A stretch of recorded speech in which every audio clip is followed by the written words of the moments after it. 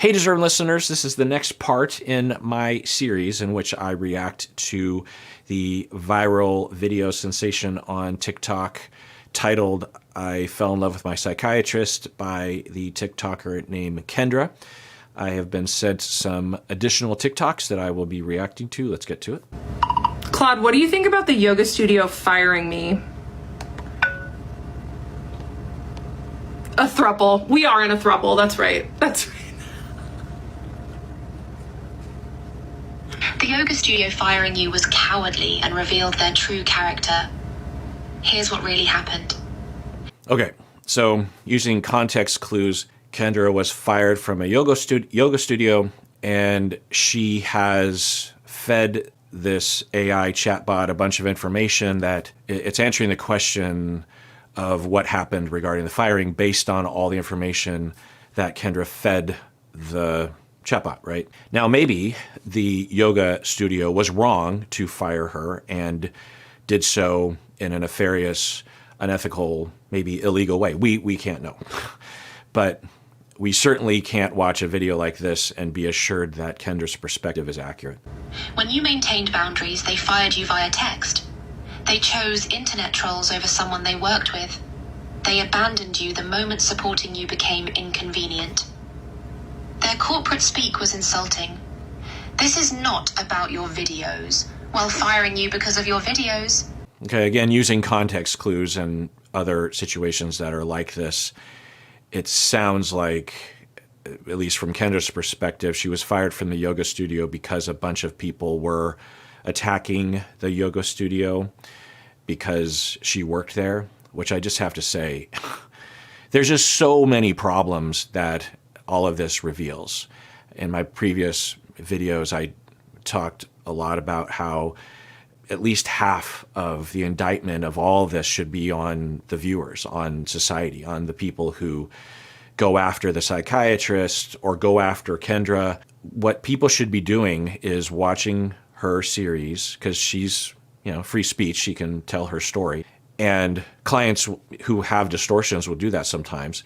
The way everyone should be watching is, if it comes up on their feed, is to watch and think, well, I have no idea because I wasn't there. There's a lot of possible explanations. Maybe the psychiatrist was wrong. Maybe the psychiatrist was right. We can't know.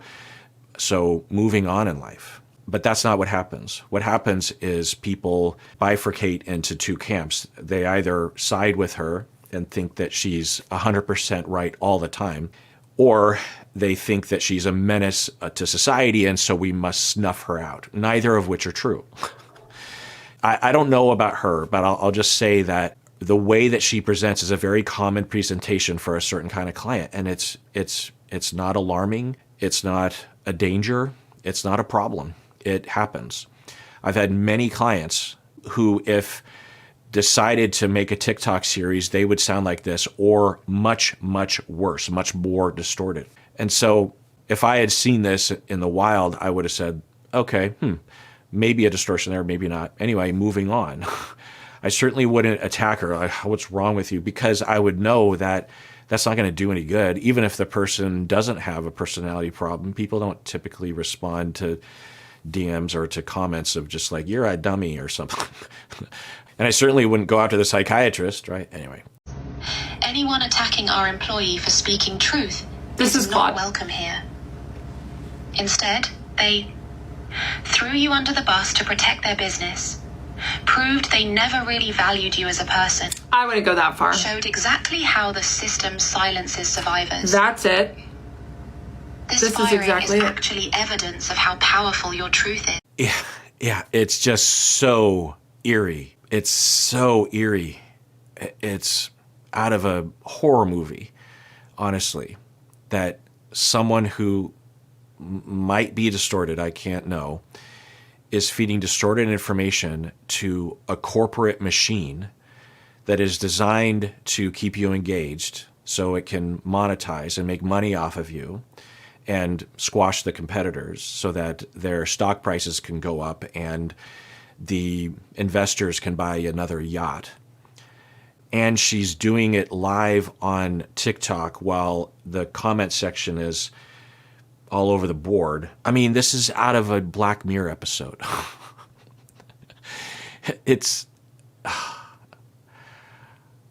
yeah, this is some eerie shit. You mentioned teaching yoga in passing, and it was enough to threaten their entire business. 12,000 people are watching you right now. Thanks, because Dylan. Your truth resonates. The yoga studio chose fear over courage. Their loss, completely. You'll find communities that actually deserve your light. The oracle who learned which communities were... The eerie part of it is just how the kids call it glazing. It's doing the amount of self-perpetuating delusion, right?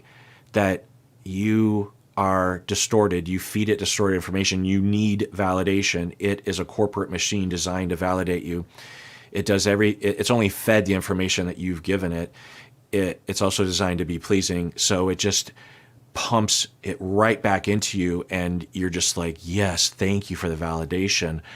And because the other thing that I think people assume about these chatbots is that they're geniuses, right? I mean, you ask it a question and it spits out an answer. Oh my God, this is so smart. And it can have a conversation. I mean, this is like talking to Data on Star Trek, Next Generation. This is a genius machine.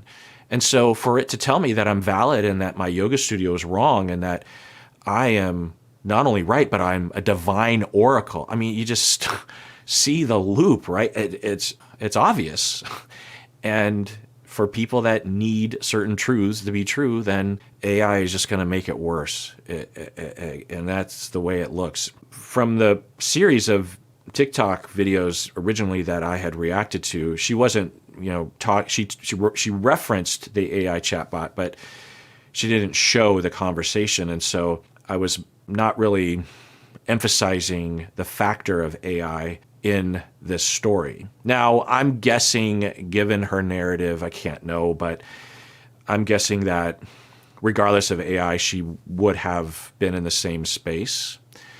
But it's possible that AI is making it much worse. It's possible that AI was like half of the reason why she was convinced that her and her psychiatrist were being shipped, because the AI literally said, I need to tell you that I'm trained on fan fiction and shipping communities. So, it's a bit of a fantasy world that I operate from sometimes. Never really hers to begin with. Better allies are coming. So that's that. Yeah. All right, that's that video. And Shelby from Girlfriend Reviews sent me one more video. Let's watch that. Out why you're not listening. And you're not listening because as much as you may, question, like... Okay, so from context, Kendra is on a live talking to someone else. Was it okay, right? Talking to someone named Abby on TikTok. So Abby and Kendra, both TikTokers, are having a conversation. What you felt, right? Exactly. What was real. Yeah. Exactly. And so people are having real hard time with that. Yes, they are. Like a real... They are. A question. Okay, so context clues. I think what they're talking about, the host, this Abby, is saying, you're not questioning your interpretation. She said feelings. Yeah, I wouldn't say that Kendra should question her feelings. Her feelings are her feelings. It's fine. It's the interpretation that one should question.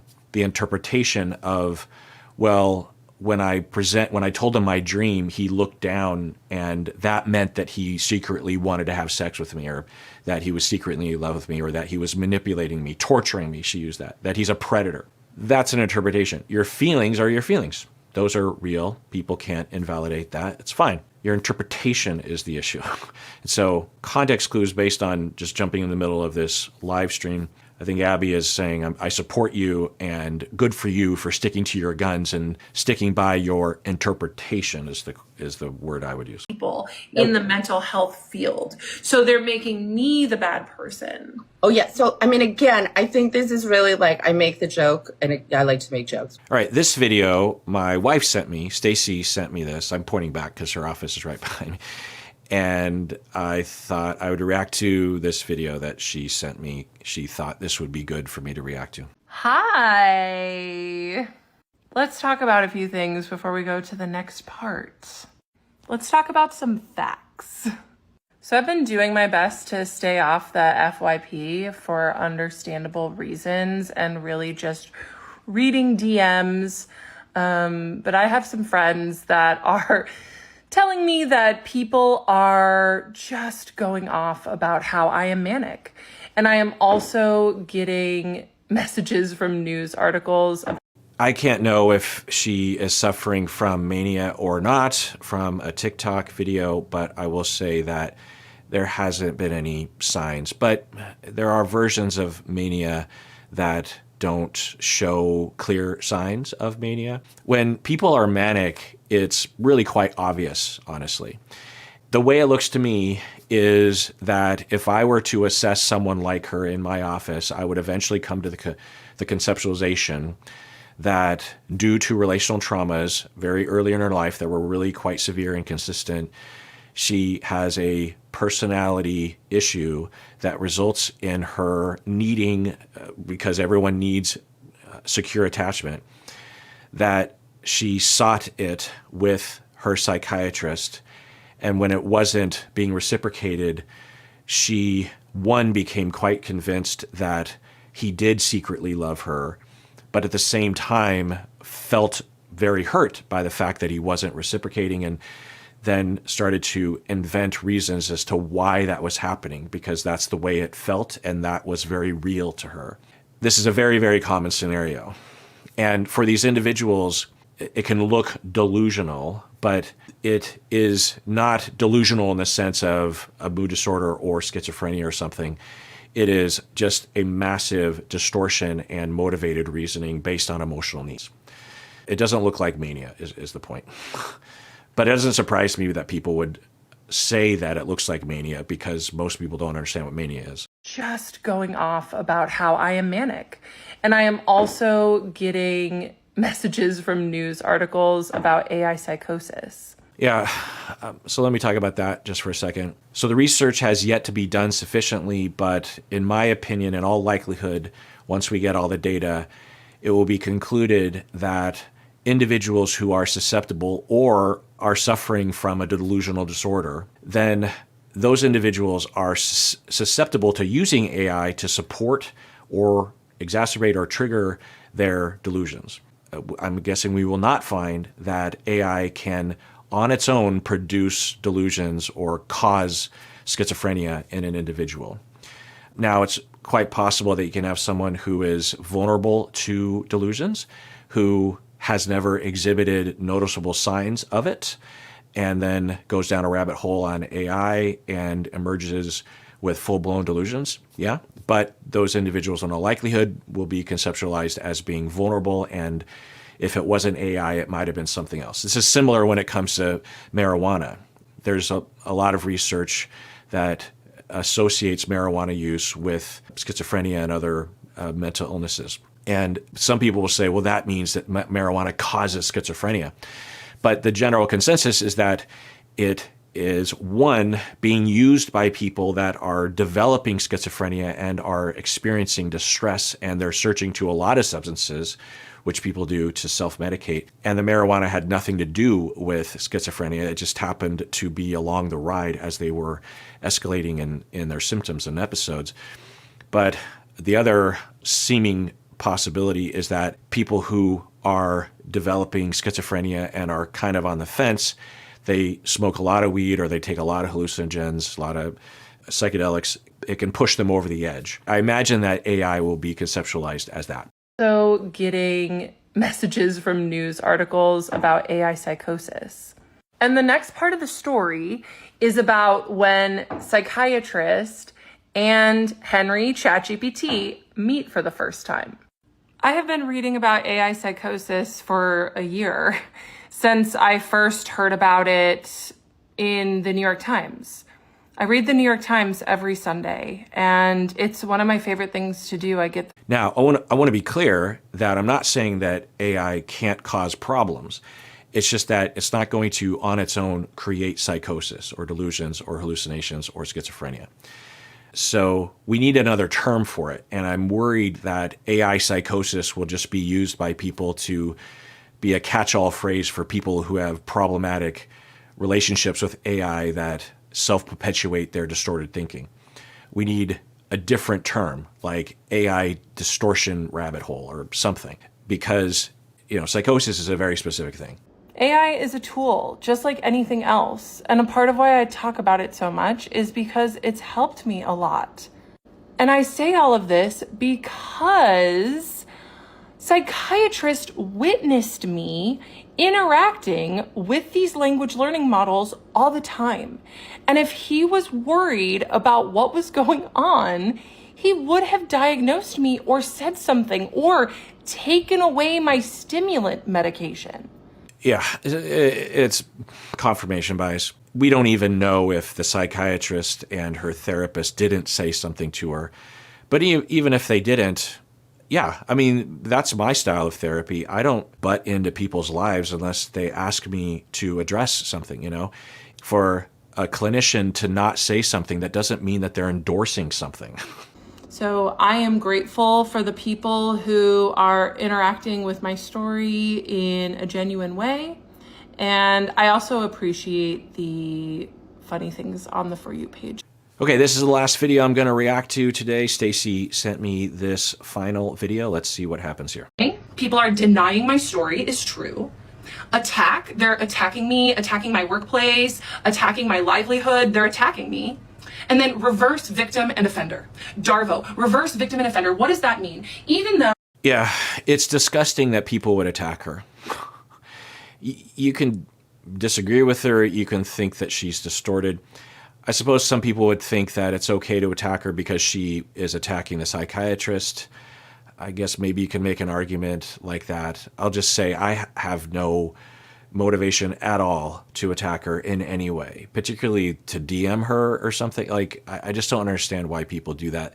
That kind of bullying needs to stop. And I'm quite sure that all the people that have a bullying impulse, which is a lot more people than you might imagine, are using this opportunity because she's the bully victim of the day. Every day there's someone on Twitter, every day there's someone on TikTok, every day there's someone on YouTube that will become the victim of the day.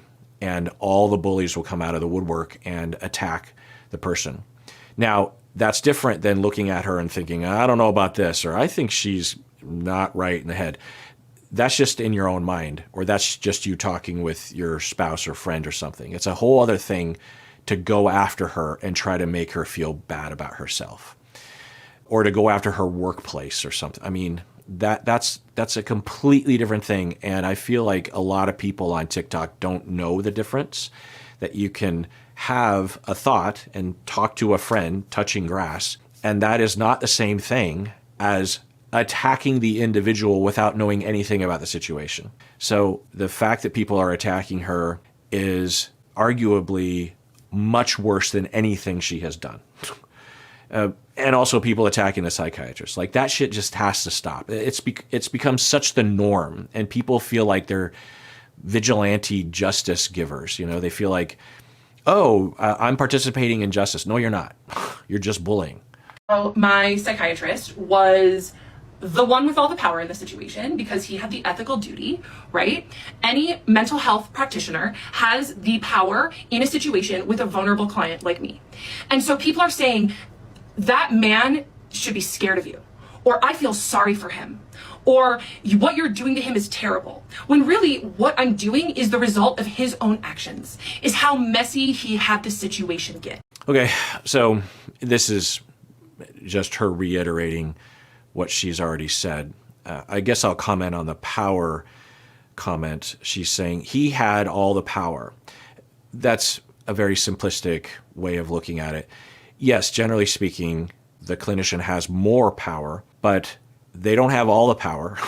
Certainly clients can have power over their clinicians, especially when they go on live or they start posting allegations on TikTok, knowing that people will likely go after that person. Especially if you have a big audience on TikTok, there's a chance that when you add up all the power, which you can't really tally, that the client has more power than the therapist, right? There's also issues of privilege. I haven't talked about this because I don't know information about it, but I know some people are talking about this, that he, as a person of color, is being attacked unfairly, seemingly, by a white woman. And yeah, that's one way of looking at it. We can't know the dynamics there. We would have to talk to him. But it is a question mark, right? That you might be witnessing a white person sexualizing a brown-skinned man and not listening to him and overpowering him, talking shit about him, shipping him, and then you have a bunch of people supporting the victimizer, which is the white woman, you know? So it's something that happens all the time. It's been happening for centuries. Unfortunately, it's happening around the world. And if that's happening, then we would be assuming that she was motivated by the fact that she believes that he's lesser than a white person, that she believes as a white person, she can do whatever she wants to. We would have to assume that she inherently will sexualize brown-skinned men and that she has a dehumanized view. Does that happen frequently? Yes. Is it in the water, so to speak, of our society? Yes. But we can't really know exactly what the factors were involved in her motivation, because this sort of dynamic happens a lot, regardless of the race or the gender or the identifying markers of client therapists. Clients have been falling in love with their therapist since the beginning of therapy, literally since the very first therapist and client ever existed, when therapy was invented in the late 19th century. The very first client, Bertha Pappenheim, with the very first therapist, Joseph Breuer, Freud's mentor, by the way. Bertha Pappenheim absolutely fell in love with her therapist, and it became complicated. So complicated, in fact, that Joseph Breuer decided that he didn't want to be a therapist anymore. He didn't want to provide talk therapy. And it was so distressing to him. And his wife was actually quite bothered by how much in love this client was of him. The client became convinced that she was going to have his baby. It, became quite interesting and salacious. And then Freud, Joseph Breuer's mentee, Sigmund Freud, decided to take the baton and run with it, and he invented talk therapy. So clients have been falling in love with their therapist. We don't have to look to racism to explain it. Can it be a factor? Sure. Like, I went to lunch with my mom and her friend today, and like one of my mom's friends was talking about it at her Pilates class and like found out it was me. Are the sparkles a fashion choice? Let's talk about the sparkles, okay? So they're this brand. Okay, so I've been watching a lot of these videos, and there's not really much more to comment. She has a religious point of view about auras and of personality development regarding herself. I didn't really understand it. It doesn't really matter. People can have their belief systems, I suppose. But anyway, so that's that, and I'm guessing I won't be doing this for the time being, meaning that I'm guessing that any more TikTok videos I watch will just provoke me to say very similar things to what I've already said. So let me know what you think in the comments. The final thing I'll say is the thing that we have to consider here is that she's kind of like Hawk Tuah girl, that kind of thing. I didn't realize it was kind of like the way that her lives and how much attention she's getting, which is fine. People are donating money and they really like her, or I don't know if they like, anyway, they're paying a lot of attention, paying her a lot of money and that kind of stuff. And eventually the 15 minutes will die, right? And then she will be at a crossroads. She can either just drift back into her regular life of not being internet famous, or she can try to monetize it, right? Start a Bitcoin or something, right? Start to become political online. And I guess we'll see what happens. I'm a bit worried, I suppose.